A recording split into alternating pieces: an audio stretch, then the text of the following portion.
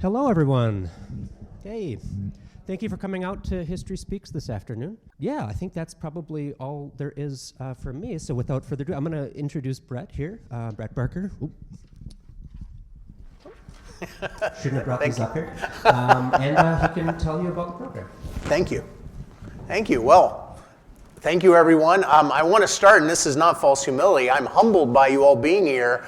As I looked at the weather outside today, I wondered if I was going to play hooky. So I'm glad you all decided to come. It does mean a great deal to me. Yes, so, and as Ben mentioned, both this program and one I'll be doing in the fall on Reconstruction came directly out of people's suggestions. As long as you stay somewhere happily in the mid-19th century, I'm pretty open to topics that we might do in the future. I do live more comfortably back in the 19th century as far as presentations, but within that, I am more than willing to do that. I gave a topic not dissimilar from this a few years ago, but the good news is I've reworked that quite a bit with some new people I have come to know over the years from my reading.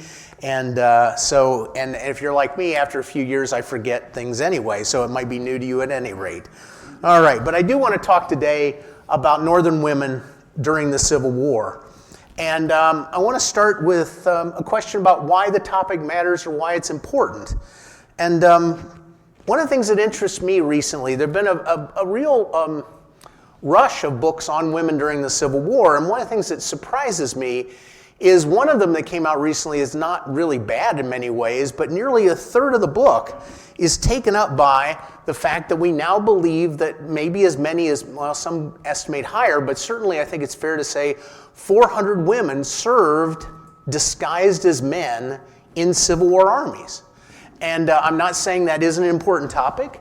And indeed, here we have Frances Clayton, or Jake Williams, as she enlisted as, from Minnesota. And it is a curious, my students are often fascinated by this, about how it worked and the idea that there weren't physical examinations that might reveal such a thing. And they're fascinated by these stories. By the way, if you're wondering about Frances, that is clearly Frances, right? So here's Frances in civilian garb. And I mean, those are fascinating stories. Most famously, Rebecca Peterman from Ellenboro, Wisconsin, served in the 7th Wisconsin. During the war and was exposed at the end of the war. Strangely enough, I tell students here's a message. She was in Chicago and was robbed of her papers and money. And so I said, kids, don't go to Chicago. Somebody will rob you. So that rivalry between our neighbors to the South is real. And she went to the police station to find a place to stay, and it was a police officer there who sort of sussed her out and said, wait a minute, there's something odd going on here. She went back to Ellenboro, fascinating story. She went back home. Her mother tried to get her to wear a dress, and she wouldn't do it. So eventually she fled home again. So I wonder if this isn't just a matter of adventure or accompanying a male relative, which many of these cases are. I wonder indeed if Rebecca wanted to do this. And so she then appears for a while in the records. She ends up in Portage for a while, and newspaper reporters keep hounding her and writing her story. She comes called Georgiana in the press. And she eventually gets put in jail overnight in Portage more for her own safety than anything else. And she clearly dislikes all the publicity. And in the end, when she leaves Portage, she disappears from the historic record. So whether Rebecca went the rest of her life posing as a woman or a man, she just disappears at that point in an age when you could do that. And so it is fascinating. And I admit that the public has a taste for that, and my students have a taste for that. But I think these are unicorns. I don't think these are why Northern women matter. If there's 400 out of 3 million soldiers, that means roughly 1/1000th of 1% of the people who served in the Civil War. And so in some ways that's a Queen Elizabeth view of history, right? That women matter when they start doing what men do. And I think that really sells most Northern women short. And so that partly might be what's going on, but I think there's something else going on when we talk about women during the Civil War, and it's a story I've told before, but I think is worth retelling. When I was looking at a collection down in the archives at Madison and the State Historical Society, a family's collection of Civil War correspondence was set into folders. And every folder, there was a folder that said 1861 Civil War correspondence, 1861 non-Civil War correspondence, and so on each year. Well, it turns out that the only thing that separated those two folders was 1861 Civil War correspondence was from the soldier and the family to his family back home, and the non-Civil War correspondence was from his family to the soldier. I would argue those are all Civil War correspondence, but I do think it feeds into this idea that it's the default of which I am also guilty of. When we think of the Civil War, what do we think about? We think of Lee and Grant, we think of Gettysburg, we think of Lincoln. Those stories are appealing, and yet they're not what in the end maybe fascinates me the most of what's going on in the North during the Civil War. So if people like Francis Clayton or Rebecca Peterman represent 1/10,000th of 1%, what were those 99.9999% doing? Because I think that probably is worth pursuing. Well, I know it is, because that's what you're going to have to put up with for the next half hour. So here we go. I will say that I'm going to talk today about Northern women, not Southern women, not overwhelmingly African-American women. Those are other worthy stories that I'd be happy to talk about at a different time, but today I'm going to focus on Northern women during the Civil War. And I will say that where they played a great role, where the real contribution during the war was in aiding the war effort in ways that honestly at the time were seen as natural outgrowths of what they were already doing in Northern society before the war. So what does that look like? Well, maybe most famously nurses. And so here is perhaps the best known of all those Northern nurses, Clara Barton, who would later form the American Red Cross. Women had always been the caretakers, the people who looked after health and sanitation in the homes. Indeed, I would argue that one of the reasons why there is so much illness in the Union Army during the war is that these are young men away from their family and their mothers for the first time. And that is not a good scenario for healthy hygiene, as anyone who's ever visited a dorm on any campus of the United States well knows, right? And I think that she was the one, and often older daughters in the family, who paid attention to things like how to stay healthy in an environment that was often essentially unhealthy. And I think that those boys often learned that and then did not learn that, but then had to learn on their own during the war. And I think that nurses often did what they could to keep men healthy on the front during the war. Medical supplies as part of this were also needed on Civil War battlefields and were supplied in large numbers by women back on the home front. I have a little more to say about that a little bit later. Clara Barton certainly was involved in both nursing and supplying those needs, those medical needs during the war. She also and other women did things like figuring out who the dead, the unmarked dead were at places like Andersonville. So there were many sort of duties that came out of the nursing and taking care of men's bodies, which had always been families' bodies, which had occurred before the war, which also continued during the war. Another woman I always like to talk about because I think the soldiers of the armies would want me to talk about her is this woman, Mary Ann Bickerdike, always known as Mother Bickerdike by the soldiers.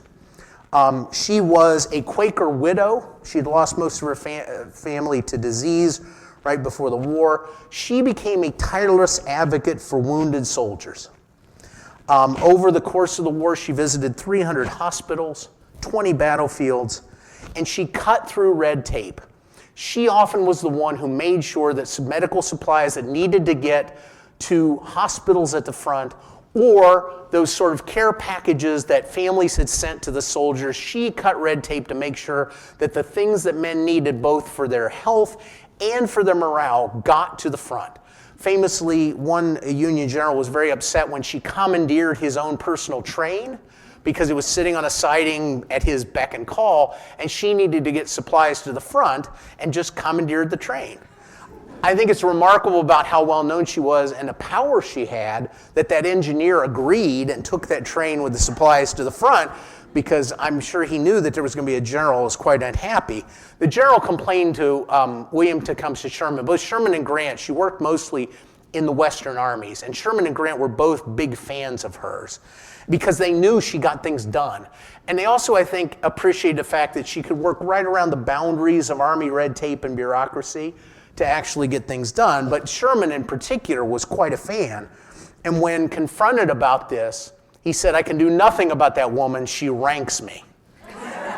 And so, I think that says a lot about who she was. At the same time, again, the love of ordinary soldiers, because they realized that she was completely selflessly looking after their needs and looking out for their best interest, was the fact at the end of the war, you may know that at the end of the war, the armies east and west were called to Washington, D.C. in May of 1865 to engage in what's called the Grand Review of the Armies. The first day, the Eastern armies marched. The second day, the Western armies marched. Those who fought under Grant and Sherman and others in the area largely between the Appalachian Mountains and the Mississippi River, the so-called Western Theater of the War, they marched the second day. And the 15th Corps was one major element of those Western armies. And the 15th Corps asked Mother Bickerdike to march at their head during that review of the armies.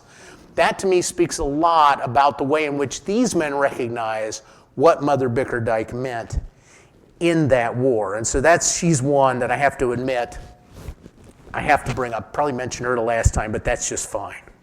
Now, Clara Barton and to a lesser extent Mother Bickerdike are well known. But I would also say that there are a lot of more ordinary women, and what they did in the war was just as extraordinary, even if we don't know as well. And two I'd like to talk about are Janet Jennings and Emily Quiner. So Janet Jennings. Jennings was from Wisconsin, and she went to nurse a wounded brother who was in Washington, D.C.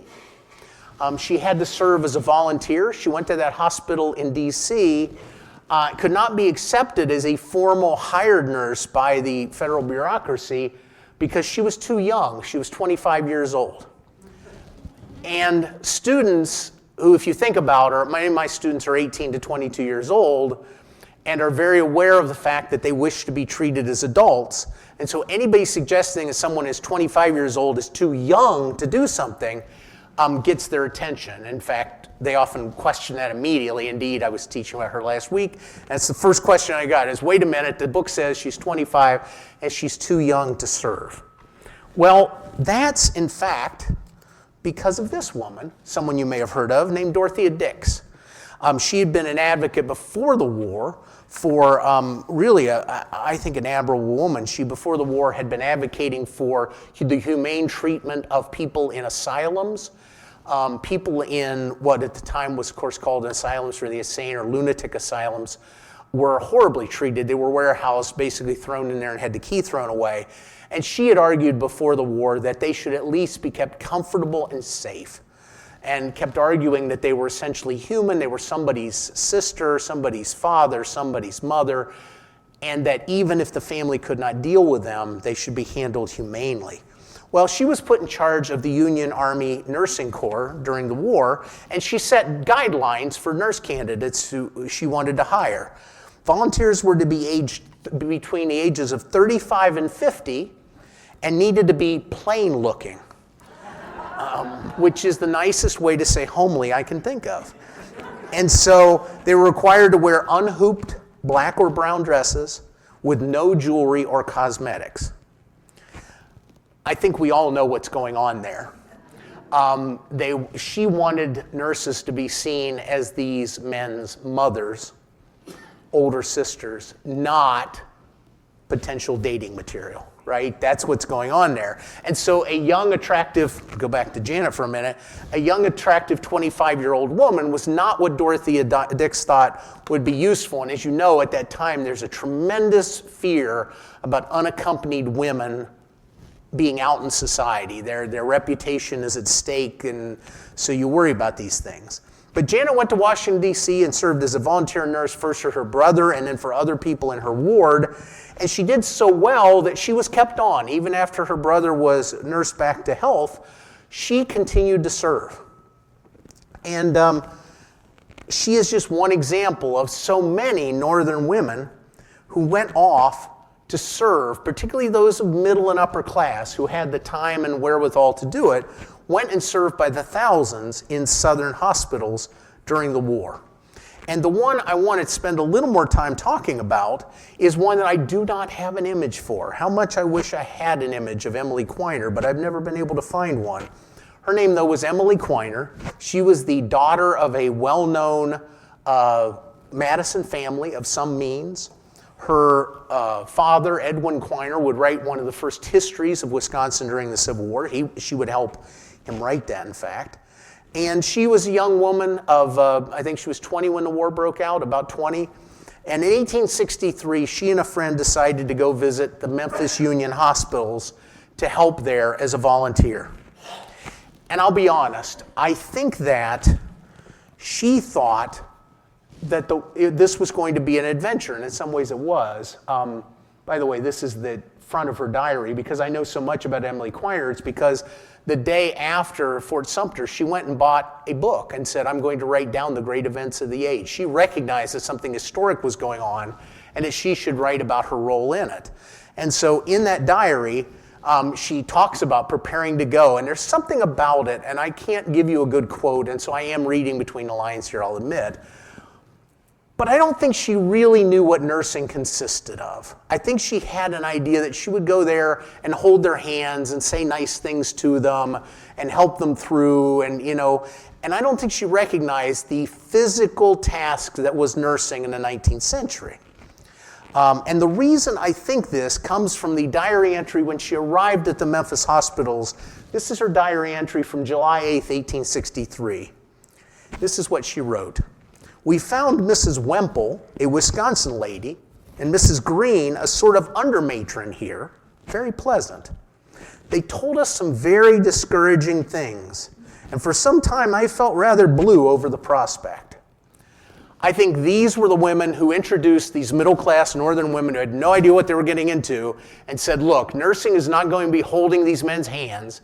It is going to involve a lot of bodily fluid and a lot of suffering and pain. And you are going to have to come to recognize that. And I think that's why she was a little blue over the prospect. And indeed, the time she spent there were quite tough on her. The first person who died in her ward was an Ohio soldier named Alfred Kent. And it broke her heart. And she writes over the course of July 13th to July 16th, as he simply slipped away, and there was nothing doctors could do as he succumbed to the infection and the disease that he had. And so in some ways it was very difficult, and yet as you read her diary, what you recognize is it is also an incredibly rewarding experience. And she comes to have a sense of self-confidence and self-worth that she'd never had previously. And I think as evidence of that, and here again, I'm reading between the lines a little bit, but we'll see if you agree with my conclusion. She eventually went back home. She wanted to get more women to come back with her to the hospitals of Memphis.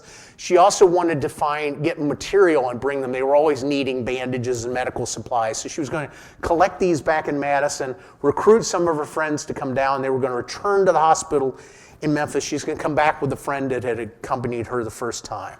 So they went back in August. They spent a couple of weeks, and the day before she was set to go back to the Union Hospital in Memphis, her father, Edwin, told her she was not allowed to go, that he needed her at home. We don't know exactly why, I don't know what's read into that, but that she was needed at home and he would not allow her to leave for Memphis again. She kept her diary for a couple of more weeks, and then she just stopped keeping a diary. And I think in a very real way, the war ended for Emily Quiner when she couldn't go back. She had found her meaning in that life's work. And when she couldn't go back, somehow she no longer felt part of this great events of the age and just trailed off and didn't feel the need to keep that diary, which she had kept in great meticulous fashion from April 1861 through September of 1863. So I think you can see the way in which women's experience were expanded by the war in just one way, and nursing allowed them to do that. Another key way through, as I mentioned before, through Clara Barton, is that they sent a huge number of supplies. The government was simply not bureaucratized the way it is today. It was not prepared to supply well over 1 million men with all their needs. Their basic needs, uniform, musket, yes, but everything else, they came up short.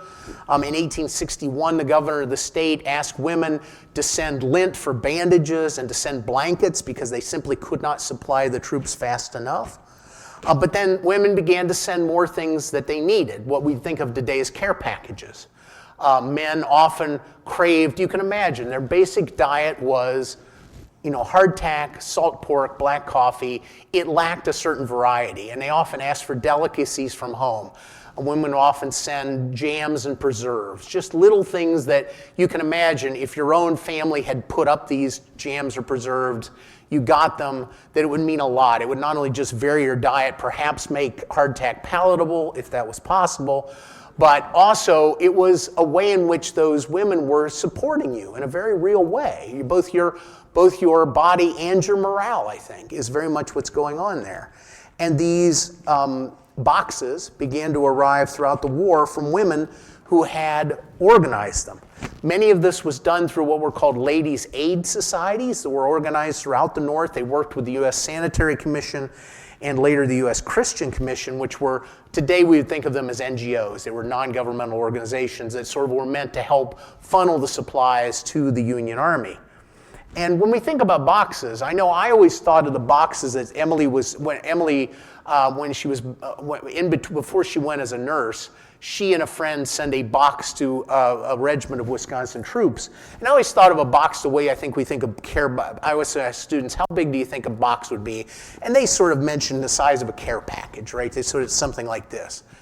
But the box that Emily and her friend sent to the troops, Edwin, her father, had to go and rent the largest wagon in Madison to get it to the train station.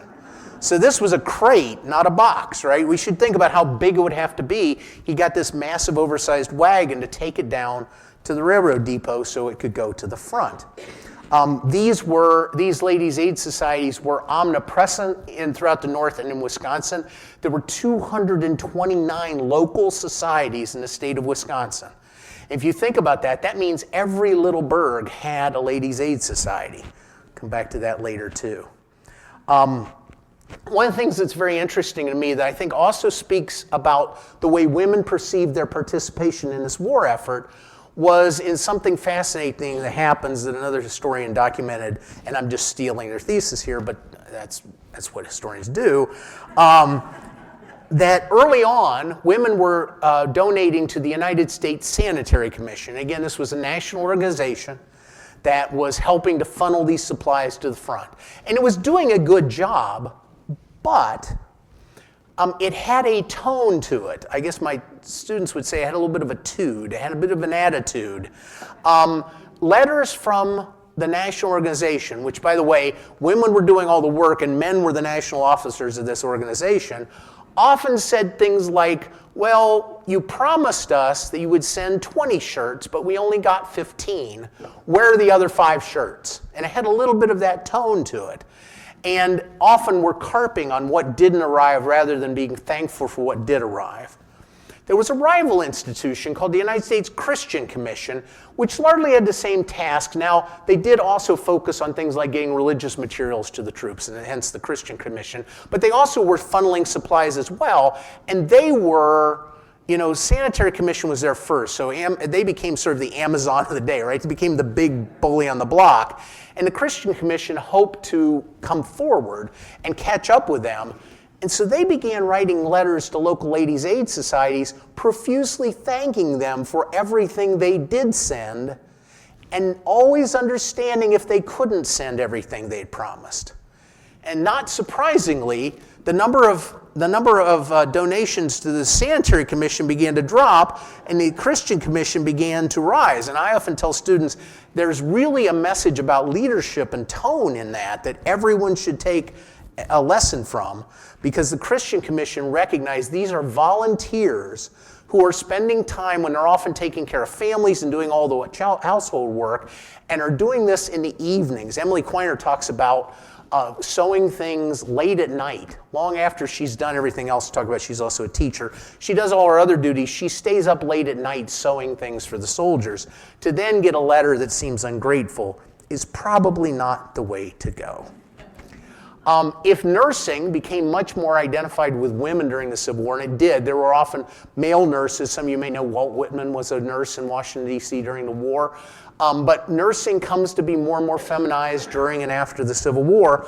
Another place that happened during and after the Civil War is in teaching. Particularly at the time, of course, most people were getting education to the 4th or sometimes the 8th grade, right? It's mostly an elementary education. And more and more women start doing it. Indeed, the University of Wisconsin admitted the first female students during the Civil War to a normal institute so that they could train to be teachers. This is partly because of the wartime needs, and a lot of men were off to war and they couldn't raise a sufficient class, so they let women in. That's when the UW became coeducational. And this went on in many other places. Often one attended a fairly brief normal institute and then would be licensed, or be, well, not formal license, but then would be approved to be a teacher by a local examining board or person who would do that. And women enter elementary teaching in large numbers. And I always tell students to think about this. Think about the legend of Sleepy Hollow. Ichabod Crane, that's who the Headless Horseman is after, right? He's a male school teacher, right? And that is very typical. Now think about House on the Prairie. That's post-Civil War.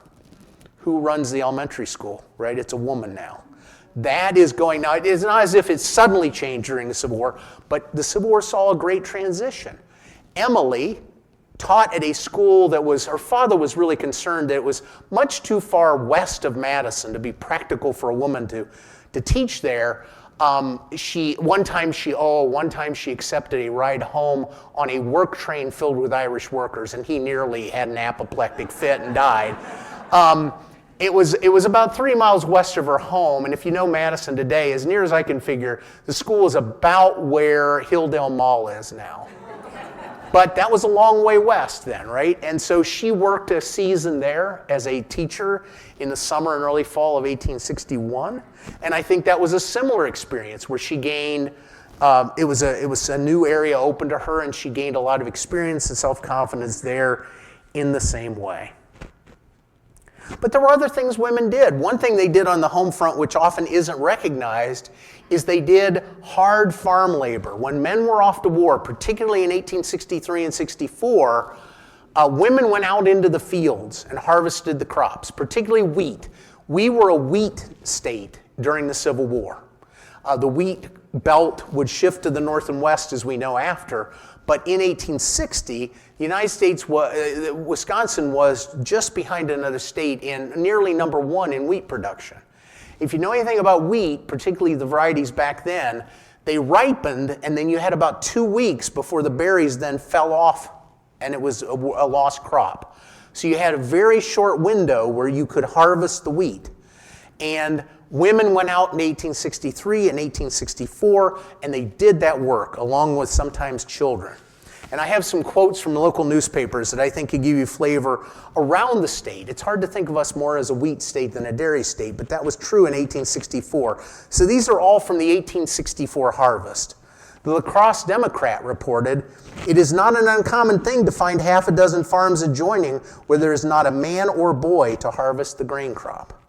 The Milwaukee Daily News reported, "A grown man at work in the field is a rare sight. The farm labor is mostly being done by women and children." And my personal favorite, the Green Bay Advocate in 1864 reported, "The sturdy, muscular German and Belgian women plow and sow and reap with all the skill and activity of men, and we believe are fully their equals in strength. If need be, they will even go into the pineries and do the logging."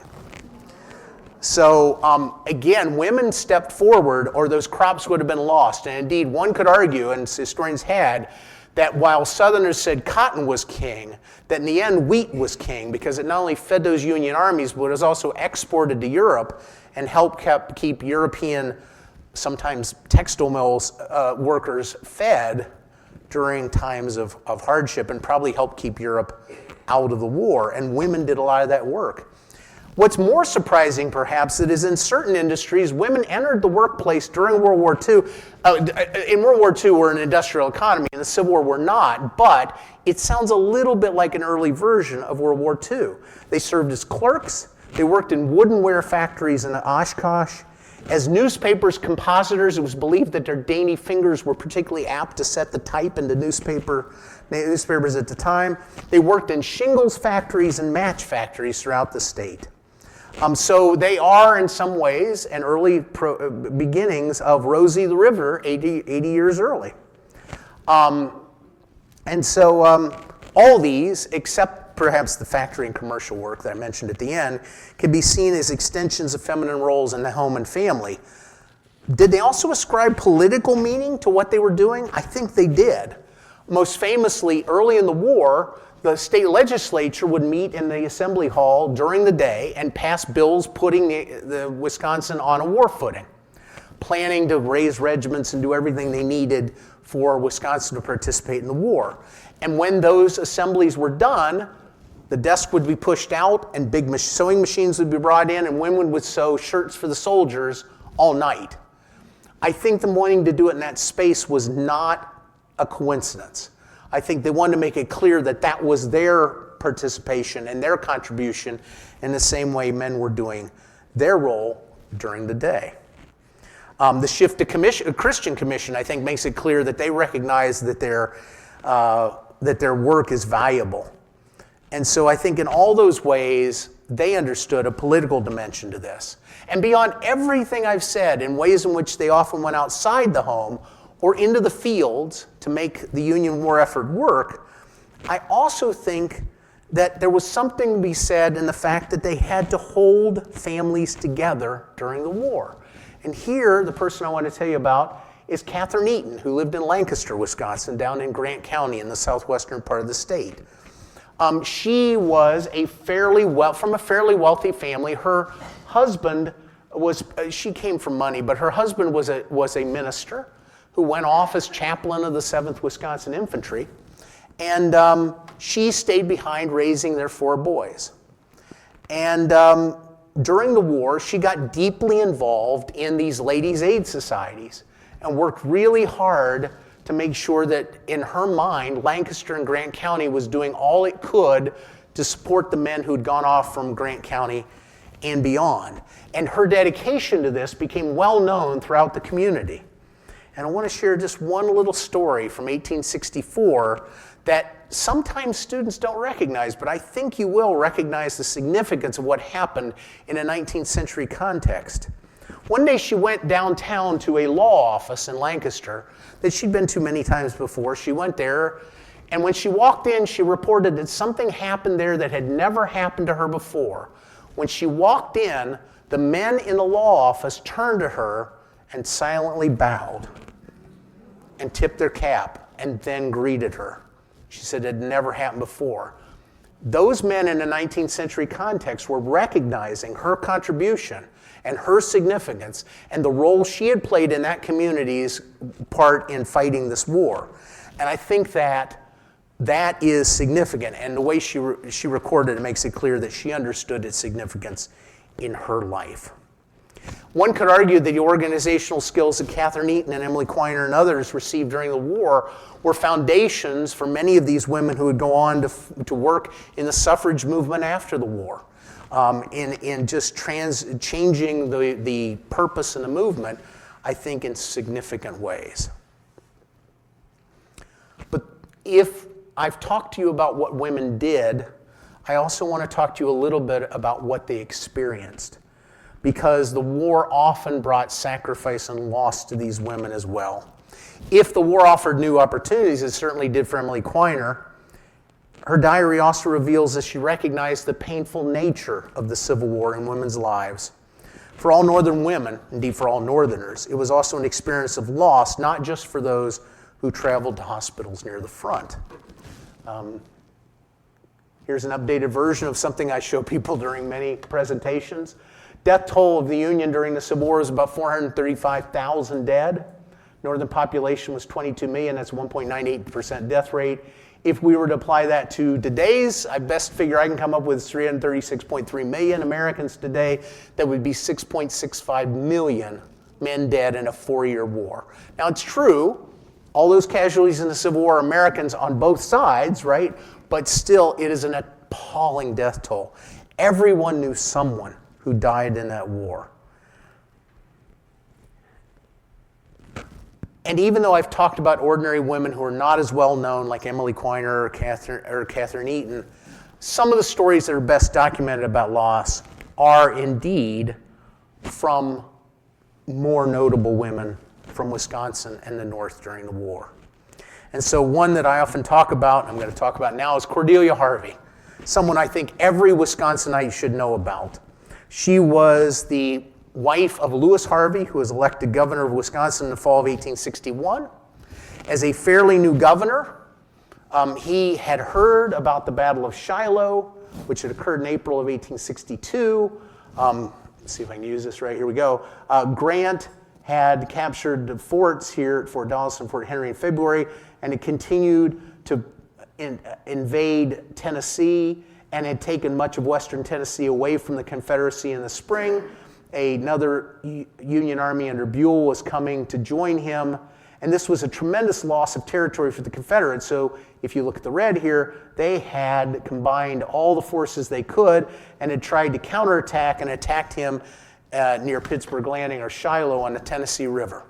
It was a bloody battle neither side was prepared for. The Union Army held the field at the end of the battle, but they needed help. They needed nurses and doctors and medical supplies. And so Governor Lewis Harvey led a relief expedition of all those things down to Tennessee in that April of 1862 in an attempt to help the soldiers who were suffering after the battle. And Cordelia was left back in Madison. And I'd like us to look at what happened next by looking at this page from Emily Quiner's diary, a diary entry she wrote. And again, this is one page from her diary. You can see how much she wrote before she stopped in September 1863. And I would like us to look at what she wrote that day. But we're not going to make you read that stuff. I'm going to give it to you printed out, right? Okay, here we go.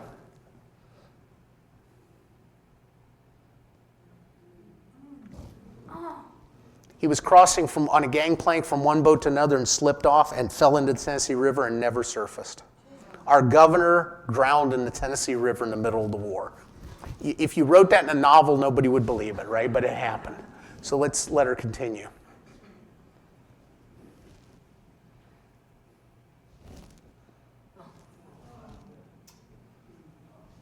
Now, because I've read the newspaper reports and other accounts, I know more about what's happening. I want you to think about loss from Cordelia Harvey's eyes.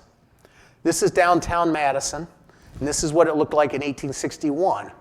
This is where Cordelia was collecting subscriptions. She'd be right at the corner where the State Historical Society Museum and the Veterans Museum is today. She's there on that corner. The telegraph office is on the opposite corner. This is the much smaller state capitol, but the state capitol is where the current state capitol is. And this is the county courthouse. I think the county courthouse. We'll find the next one. I think it's the county courthouse. Okay. Let's let Emily continue. She, of course, is Cordelia.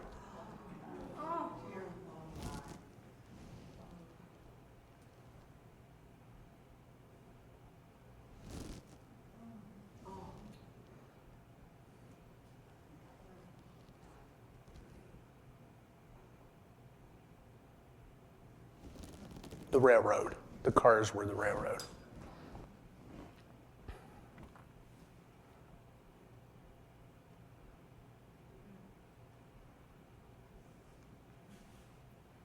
Oops, maybe I went a little fast there. Oops, there we go.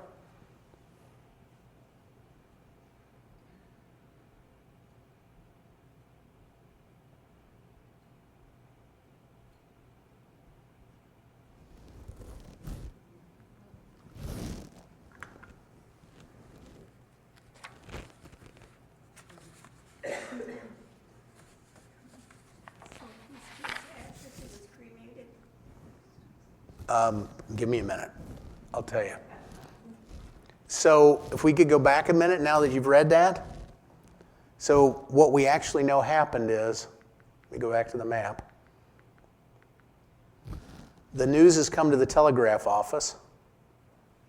Her friends know she's out on Capitol Square trying to do subscriptions, do war work, do good.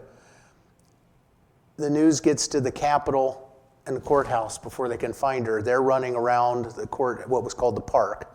They're running around the park, and they don't find her in time, so she sees them at flags at half-mast. You can imagine what that was like for her, right? As if to make things... By the way, before I go on, I should say, Emily Quiner was from a noteworthy Madison family. It's not ridiculous for her to think that one day she might be First Lady of Wisconsin, and I think that's why she's recording this so meticulously.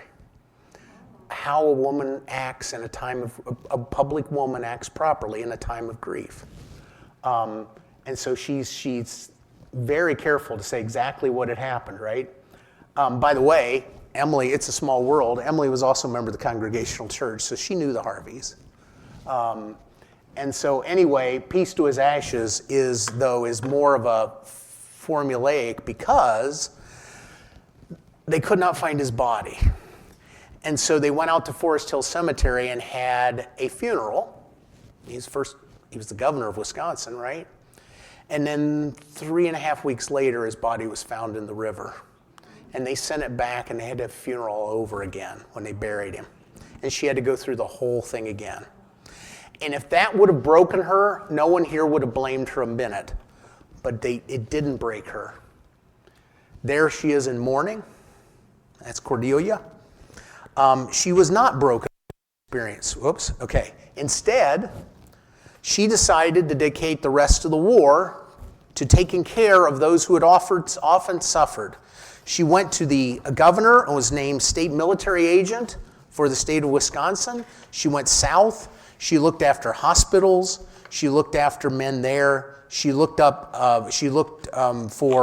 all sorts of things that she considered to be useful work. It was really a remarkable rest of the war for her. She also tried to do everything she could for widows and for orphans. At one point, she goes and meets Lincoln 3 times, convinces him to open hospitals in the north. Eventually, 3 will be opened in, I'm going to skip this one at a time. 3 of them will be opened in Wisconsin, at Prairie du Chien, at Camp Randall, and in Madison, Harvey Hospital's just out on the east side of Madison, and Officers Hospital in Milwaukee. And, the men are coming up the river on ships, and then this is the major railroad across the state at the time, so you can see why those were placed where they were. Cordelia believed that Lincoln was fighting her on the idea of hospitals. What was actually happening was Stanton, the Secretary of War, was against it. He was a very pig-headed a very effective Secretary of War, but pig-headed beyond belief. And Lincoln, I believe, was actually just acquiring arguments from her that he then used to Stanton that could change his mind on the subject and get those hospitals opened up. But in the very first year of the Wisconsin Magazine of History, Cordelia's visits with Abraham Lincoln, she gave a speech, and that was written down. So you can read her version of meeting with Lincoln 3 times and getting those hospitals opened. So she's responsible for running the hospitals, for taking care of Wisconsin soldiers. At the end of the war, she also became the first superintendent of the Wisconsin Soldiers' Orphans Home, which were children who were either had been orphaned by the war or whose mothers could no longer take care of them because of the loss of the male breadwinner, were able to stay at state expense on the east side of Madison in what was the Farwell Mansion, which no longer exists, by the way, but in that beautiful octagonal mansion, and you can see the children there in the front, standing in the front. And by all accounts, it was not at all a bad place, partly because of her care. And so I think that I always want students to know that remarkable story to me, which is a woman who suffered immense personal loss and yet turned it to take care of others who are suffering in the same way that she had. And I think that is also the story of many of these women who served as nurses in other ways. they were working through their war work in a way that they could both support the nation but also support the men who are fighting the war and they loved. And I think that's partly why they matter. Without women's support on the home front, by sending things, by being parts of ladies' aid societies, but also by telling their men that they approved of what they were doing. What if women had sent boxes of civilian clothes telling them to come home instead of boxes telling them they're proud of them and giving them treats? Would that have changed things? Maybe in a profound way. How exactly would you have rounded up deserters if a community had been in cahoots with them and had supported what they were doing? Remember, this is a time without fingerprints, without fingerprinting, without DNA, without photo IDs, without social security numbers. How would you do it exactly? Women's support for the war, I think, in that way, is significant. And that, in a nutshell, is why I titled the talk for today what I did, because this is not something new we've discovered. Read that quote.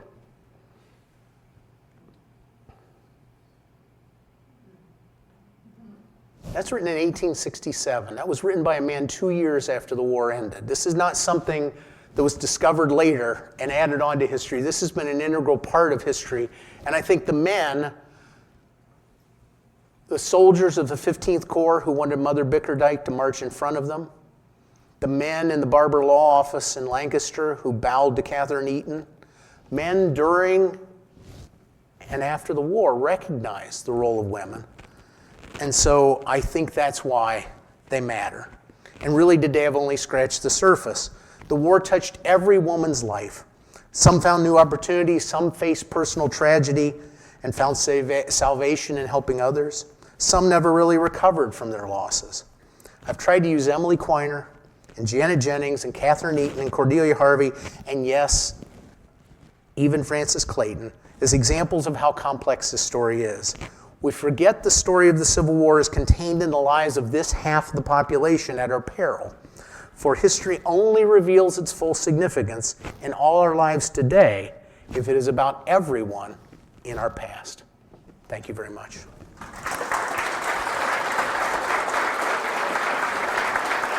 All right.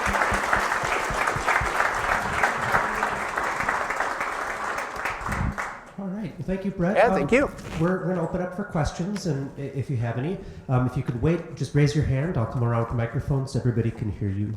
If you have a question. In Milwaukee, is that hospital in Milwaukee, the Veterans Hospital that's there today? It is the beginning of it? It's not the same building, but that's where a lot of it started. Near that spot, yes. And that was the beginning of what's been a long tradition of having a hospital there. Began during the. Yeah, and I think that's close to where it started. I think so. But at least organizationally, that is the beginning of it. Even if it's changed buildings and locations, that's the beginning of the organization. Mm-hmm. Yes. Thank you, Brett. Yeah. That was just great. What happened to Emily Quiner? Do you know? So Emily Quiner never married.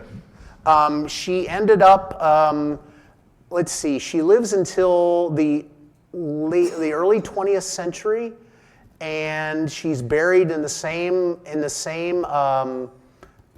cemetery in Forest Hill in Madison. She's buried there.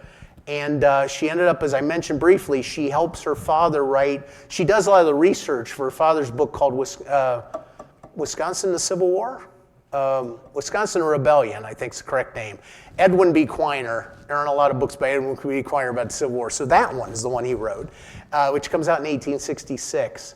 And she does serve as a school teacher, I think, for a while in Chicago, perhaps. And then I don't know, a lot of ways she's not, and no one's ever written a biography of her, and I'm not sure there's enough to write a biography of her. But this diary is, I've held it in my hands. It was, when you get it out of the, when you call it, it comes, it's opened up here. This is an image off the way. Her entire diary, by the way, is online. Both the manuscript pages, that's where I pulled that off of, but also a transcript, which is not perfect, by the way. Anyway, okay. When you get this, though, and you open it up, there's a little pink ribbon around it that's been tied, and I like to think Emily tied that pink ribbon around it. It's very old and very fragile, and so, but it's remarkable to read her diary and her thoughts about the war. It's an extraordinary resource. At the Historical Society in Madison, yes. And you can go and pull it out and look at it yourself, if you were so inclined. Hello. Hi. I understand that the Capitol burned. Most of it burned and many documents were destroyed. So does that mean that someone rescued her diary from the state capitol and carried it out of the flames?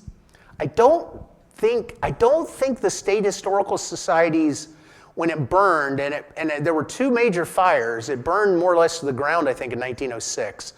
I think at that point they may have had the building down on State Street, because I don't think these were all rescued. But things were lost. Most famously, Old Abe, the stuffed Old Abe went up in the 1906 fire. So if someone tries to sell you the actual stuffed Old Abe, the mascot of the 8th, don't fall for it. That's a reproduction.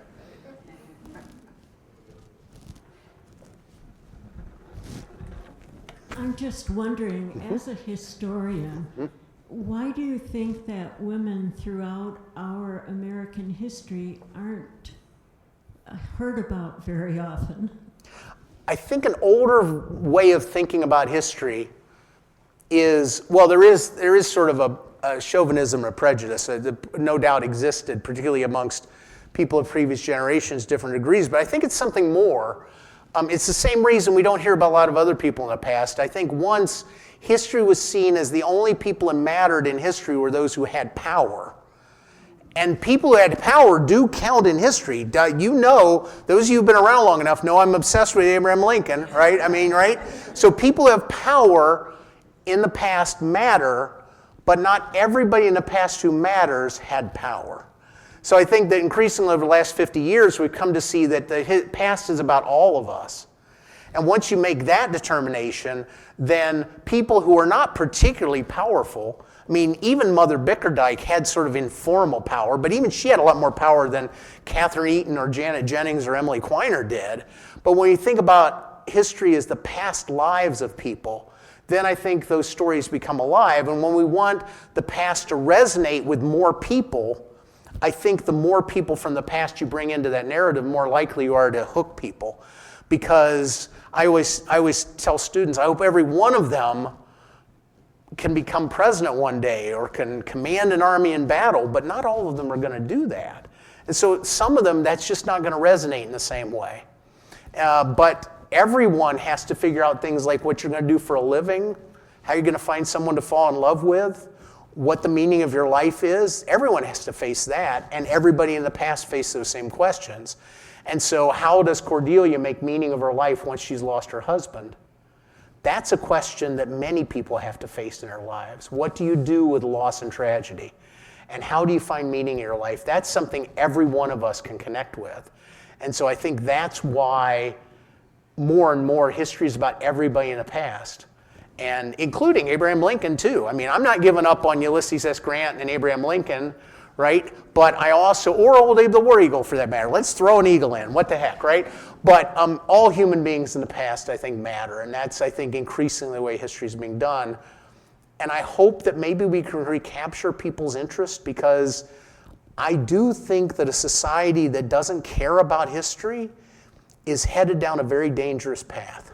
And I think, I see a lot of nodding heads. I think one thing we do recognize that more as we age. The reality is, when you're 16 years old, you think, I mean, you know, something that happened 10 years ago is, I'm convinced some of my students think might be a few dinosaurs still roaming around World War II battlefields. You know, like it's hopelessly in the past, right? But as you age, you realize, no, it's not that long ago, right? I mean, I didn't throw it in. There's so many things. I really did scratch the surface. I was tempted to include the fact that the last widow of a Civil War Union veteran died in 2020. She married him when she was in her teens and he was 93. And you might think that's pension grabbing, but you know what? She never remarried after he died 2 years later. So I don't know what it meant, right? I don't know what that means. But Margaret Viola Jackson died in 2020. So that's the war. The war is not that far past, right? And yet it is. So I also like to tell people we're closer. The burning of Atlanta was closer to the making of Gone with the Wind than we are to the making of Gone with the Wind. So maybe it is a long time ago, right? I don't know. But I think that making history real in people's lives is something that's so critical to the health of a society, I think. But of course I say that. I'm a historian. What do you expect me to say? Yeah, it's worthless. Why are your kids taking my class, right? That's not something you're likely to hear from me. Yeah. Was the Ladies' Aid Society connected in any way to churches? She's asking, was the Ladies' Aid Society connected to churches? Not formally, although church membership is so wide at the time that those distinctions blur. In many Ladies' Aid Societies, that was often the place that a community would have things where they would meet for all sorts of functions. So I know that many of those Ladies' Aid Societies meetings occurred within churches, although in that situation, women of any denomination would be welcome to come and participate, right? And so there was not segregation by particular religious faction, but it has a religious overtone. I think it has a moral overtone to it, but they weren't formally religious institutions. But the church is such the center of so many small communities in 19th century America that it gets hard to sort out the differences, right? You know, in many meaningful ways. They didn't have a Hardee's with a community room or something, right? Yeah, okay. Any other questions? All right. One more here. Yeah. Not a question, but a couple of comments. I've seen a line that really resonates with me, and that what we learn from history, we don't learn from history. And therefore we repeat and repeat and repeat. Anyway. The other comment, long ago and far away in some classroom, it was pointed out that the people we generally point to as having power are governors and mayors and people in positions that are seen and visible. But technically, if you really look hard, the people with power are the ones behind those people who feed them information, feed them money, feed them ideas, and even the Wausau group that were so important to Wausau. Most of those were pretty much behind the scenes, and there were people visible that did the stuff that the Wausau group initiated.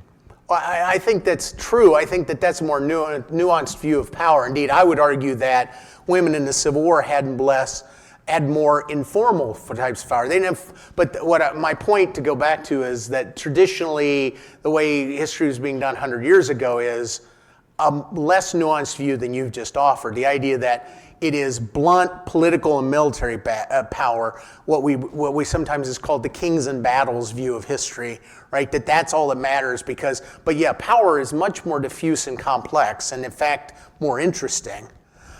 I always have to try, again, I always think about this with my students. 18, 22-year-olds are often struggling to deal with very complex nuance, and if we say that, then sometimes they go the other way and say that everybody had equal power in the past, and that's also not true. So what you're offering is a more complex view that is probably more satisfying. Yes, I agree. I also think that to your first comment, maybe we learn a little bit of it. If you think it's a straight line, that's a 19th century Whiggish view of history, that things just get better and better. I do think that if we don't know the past, then we're definitely going to stumble around and do the same thing over and over again. And many of you know my favorite phrase is not history repeats itself, but history doesn't exactly repeat itself, but it rhymes a lot. And I think that's because I think you can't exactly take the Civil War and apply it to, we're a modern, complex, post-industrial society, but I think we can still learn from people like Cordelia Harvey. Right? So, I think that she rhymes a lot. This issue of loss and meaning in life, that rhymes a lot. Even if I think it's very hard for me to understand what a 19th century woman would be going through when her husband drowns in the Tennessee River. But I think I can think about the larger meaning, yes. Oh, there is another one now. During the Civil War, the North was making a concentrated effort to get freed slaves as a part of the Union Army. Were black women likewise encouraged to participate? And what was the attitude of white women toward black women who were involved? Black women are serving as nurses in those southern hospitals. So many of them freed people, right? People who just recently been enslaved. And black women are acting in support roles in the Union Army, sometimes doing things like cooking and cleaning for hospitals, again, within sort of a traditional framework. But a lot of the freed people are working on some level for the government and for the Army during the war in the South. That is occurring. I don't know that I have a lot of evidence about the way in which these middle-class white women like Cordelia Harvey doesn't mention a woman, at least if she mentions an African-American woman in the hospitals in Memphis, she does not point out that they're African-American.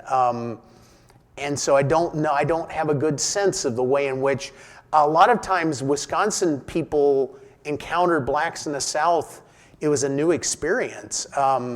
They often, I have a soldier, that's another thing that sometimes I have students read, wrote a paper about Wisconsin soldiers' encounters with African Americans in the wartime South. And one fellow from Monroe, Greene County, said he went to a plantation to get water, so he said, but to see how black folks lived, enslaved people lived, and to meet one of them. And I thought, to meet one of them, Greene County, Wisconsin had no African Americans in the 1860 census. It is very likely, given the insular nature of people didn't travel all over back then, right? He indeed may never have met a black person before. And so I wonder what that encounter was like, right? I wonder, Emily certainly probably did meet more African Americans than she ever had before. It'd be fascinating to know what she thought. She doesn't write about it in her diary, at least not that I've picked up on. So it's a great question, though. Absolutely. And of course, after September 1862, it does become a war aim of the Union government. And so that is a complication in the South, is that also the ending of slavery is occurring at the same time. Yeah, I know much more about what Wisconsin soldiers thought, but that's a different talk. Okay. Yeah. All right. Well, thank you for coming out. Join me in applause for that. Thank you.